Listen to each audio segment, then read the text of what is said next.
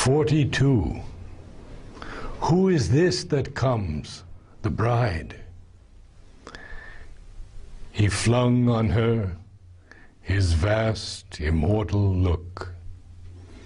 His inner gaze surrounded her with its light, and raining back knowledge from his immortal lips, he cried to her, "Who is this that comes, the bride, the flame-born, and round her illumined head, pouring their lights, her hymeneal pomps move flashing about her? From what green glimmer of glades, retreating into dewy silences, or half-seen verge of waters moon-betrayed, bringst thou this glory of enchanted eyes? Earth has gold-hued expanses, shadowy hills that cowl their dreaming phantom heads in night. And all these are mysterious presences in which some spirit's immortal bliss is felt, and they betray the earth-born heart to joy. There hast thou paused, and marveling, borne eyes unknown, or heard a voice that forced thy life to strain its rapture through thy listening soul? Or, if my thought could trust this shimmering gaze, it would say, "Thou hast not drunk from an earthly cup, but stepping through azure curtains of the morn, thou wast surrounded on a magic verge in brighter countries than man's eyes can bear.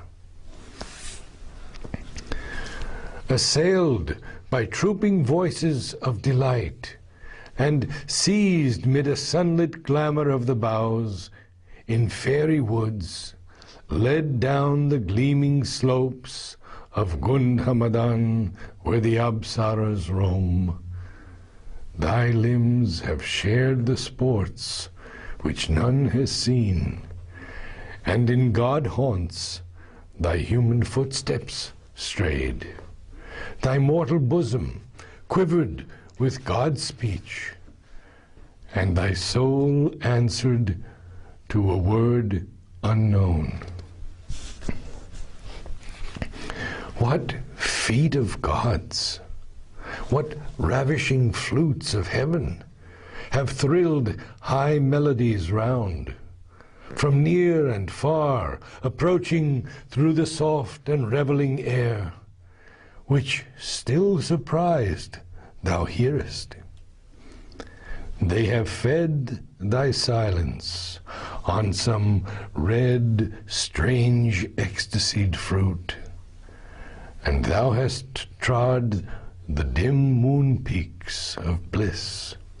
Reveal, O winged with light, whence thou hast flown, hastening, bright-hued, through the green-tangled earth, thy body rhythmical with the spring bird's call.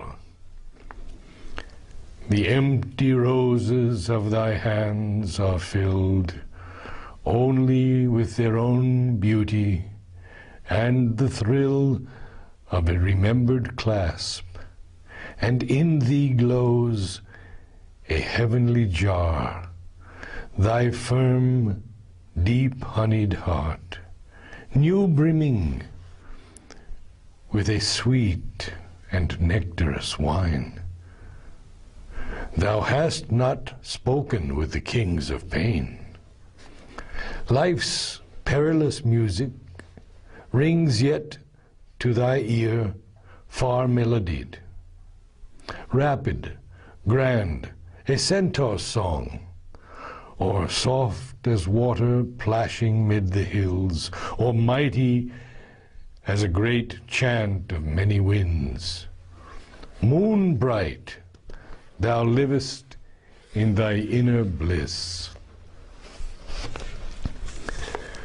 Thou comest like a silver deer through groves of coral flowers and buds of glowing dreams, or fleeced like a wind goddess through leaves, or roamest, O ruby-eyed and snow-winged dove, flitting through thickets of thy pure desires, in the unwounded beauty of thy soul.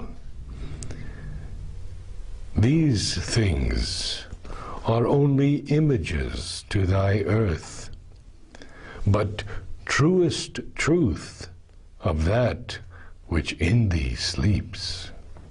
For such is thy spirit, a sister of the gods, thy earthly body lovely to the eyes, and thou art kin in joy to heaven's sons. O thou who hast come to this great, perilous world, now only seen through the splendor of thy dreams, where hardly love and beauty can live safe, thyself a being dangerously great, a soul alone in a golden house of thought, has lived walled in by the safety of thy dreams, on heights of happiness, leaving doom asleep, who hunts unseen the unconscious lives of men. If thy heart could live locked in the ideal's gold, as high, as happy might thy waking be, if for all time doom could be left to sleep.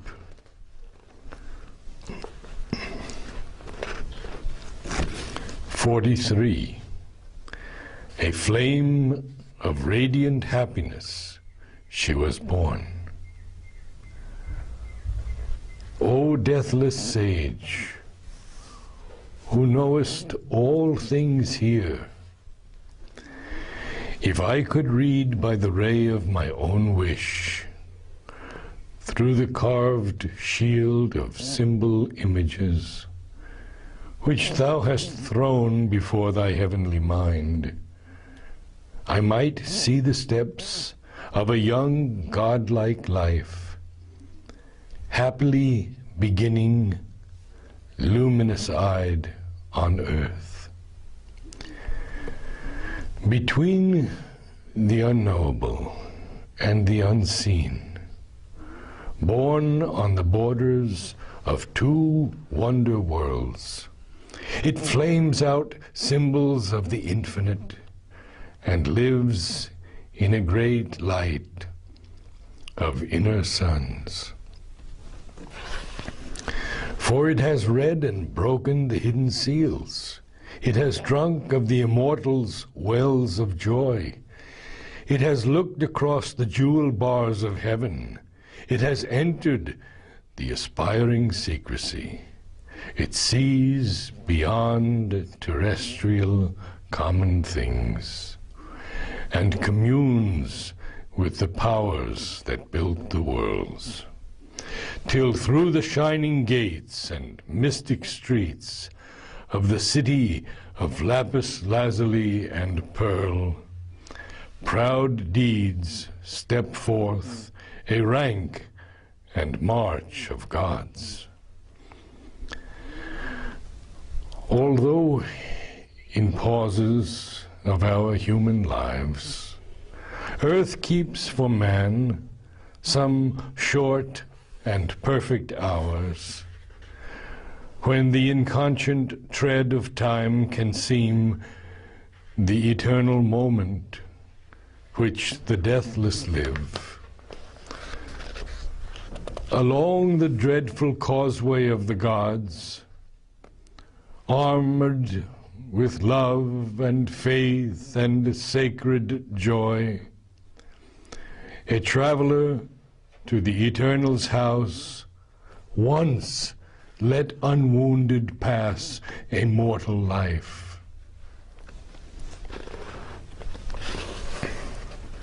"44. Well, hast..." Can I skip one page? I did. Oh, I'm sorry. Yeah, oh, okay. So I begin on 43. No, you just read the last sentence of the previous page. Pardon? Just read the last sentence of the previous page and continue. Although in pauses.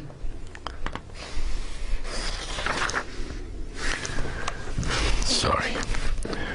Although in pauses of our human lives, earth keeps for man some short and perfect hours, when the inconscient tread of time can seem the eternal moment which the deathless live, yet rare that touch upon the mortal's world.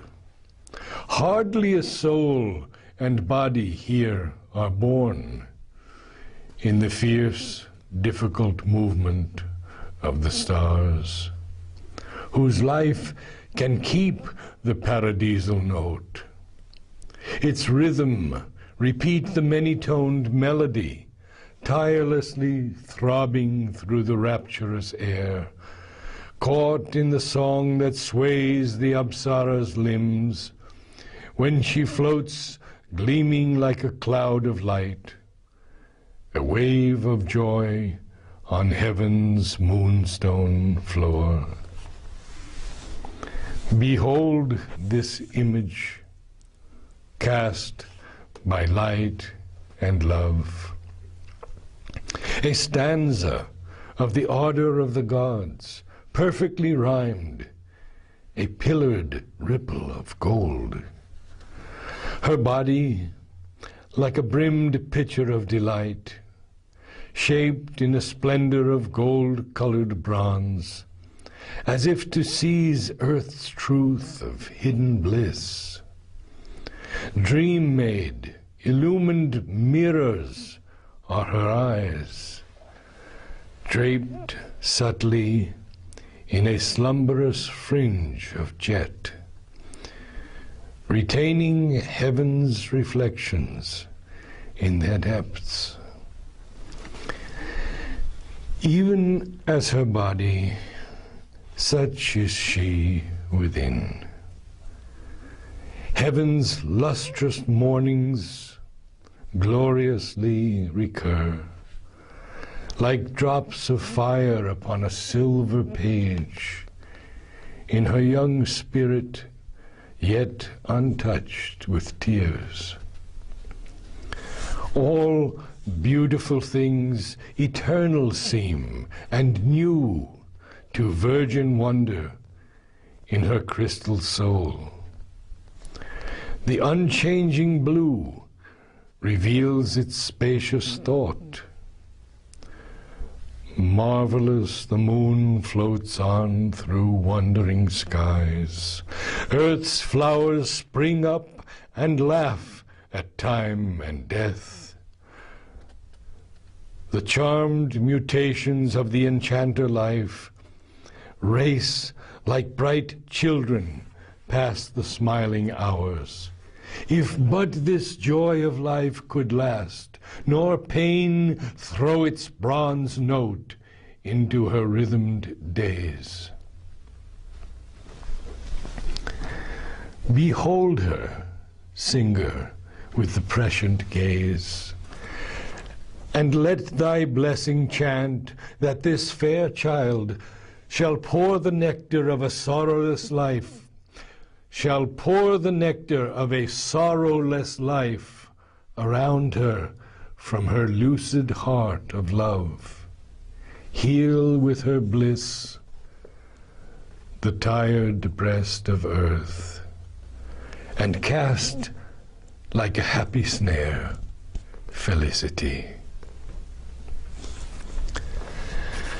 As grows the great and golden bounteous tree, flowering by Alakananda's murmuring waves, where with enamored speed the waters run, lisping and babbling to the splendor of the morn, and cling with lyric laughter round the knees of heaven's daughters, dripping magic rain, pearl bright from moon gold limbs and cloudy hair. So are her dawns like jeweled leaves of light. So casts she her felicity on men. A flame of radiant happiness she was born, and surely will that flame set earth alight.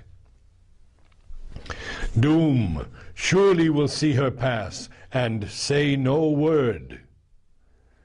But too often here, the careless mother leaves her chosen in the envious hands of fate. The harp of God falls mute. Its call to bliss, discouraged, fails mid earth's unhappy sounds.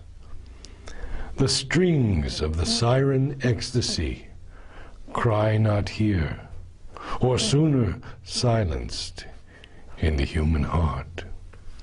Of sorrow's songs we have enough. Bid once her glad and griefless days ring heaven here.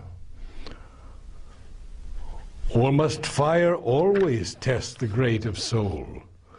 Along the causeway of the gods, armored with love and faith and sacred joy, a traveler to the Eternal's house, once let unwounded pass a mortal life.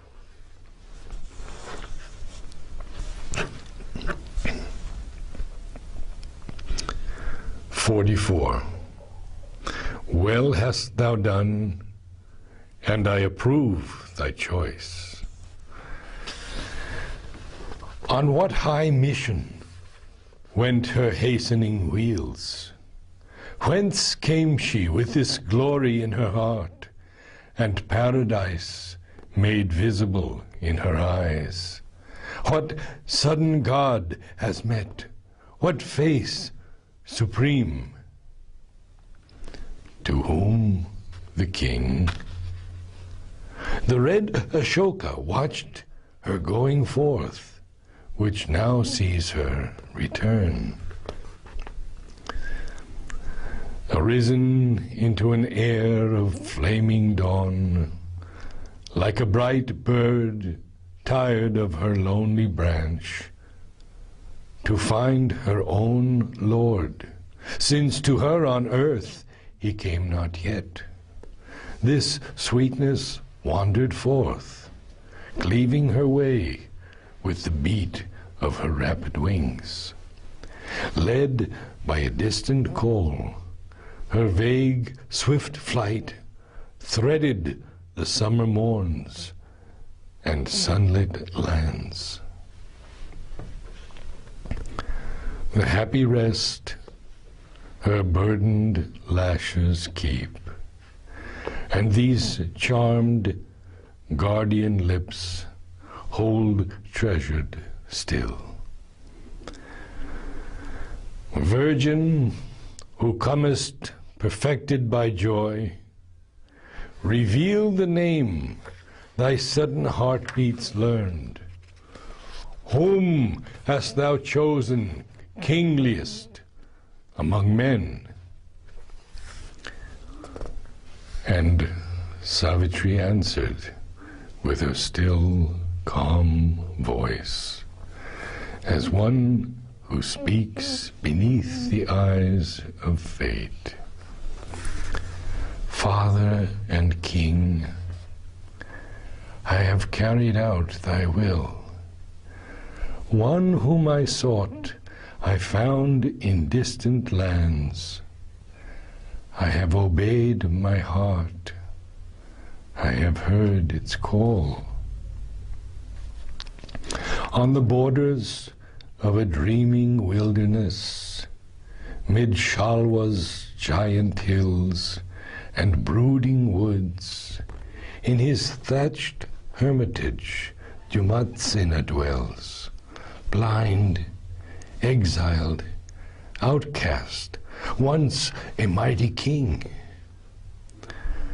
The son of Dumatsena, Satyavan, I have met on the wild forest's lonely verge. My father, I have chosen. This is done.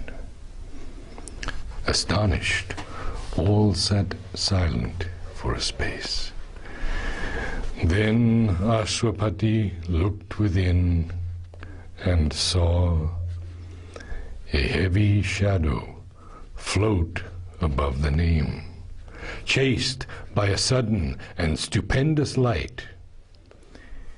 He looked into his daughter's eyes and spoke. Well hast thou done, and I approve thy choice. If this is all, then all is surely well. If there is more, then all can still be well.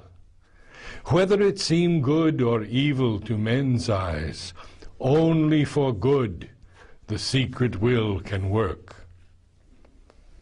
Our destiny is written in double terms. Through nature's contraries, we draw near God. Out of the darkness, we still grow to light. Death is our road to immortality. Cry woe, the world's lost voices wail, yet conquers the eternal good at last. Then might the sage have spoken, but the king, in haste, broke out and stayed the dangerous word. O singer of the ultimate ecstasy, lend not a dangerous vision to the blind, because by native right thou hast seen clear. Impose not on the mortal's tremulous breast the dire ordeal that foreknowledge brings. Demand not now the Godhead in our acts. Here are not happy peaks the heaven nymphs roam, or Koilas, or Vaikunthas' starry stair. Abrupt, jagged hills only the mighty climb are here, where few dare even think to rise. Far voices call down from dizzy rocks, chill, slippery, precipitous are the paths. Too hard the gods are with man's fragile race. In their large heavens they dwell exempt from fate, and they forget the wounded feet of man, his limbs that faint beneath the whips of grief, his heart that hears the tread of time and death. The future's road is hid from mortal sight. He moves towards a veiled and secret face. To light one step in front is all his hope, and only for a little strength he asks to meet the riddle of his shrouded fate. Awaited by a vague and half-seen force, aware of danger to his uncertain hours, he guards his flickering yearnings from her breath. He feels not when the dreadful fingers close around him with the grasp none can elude. If thou canst loose her grip, then only speak.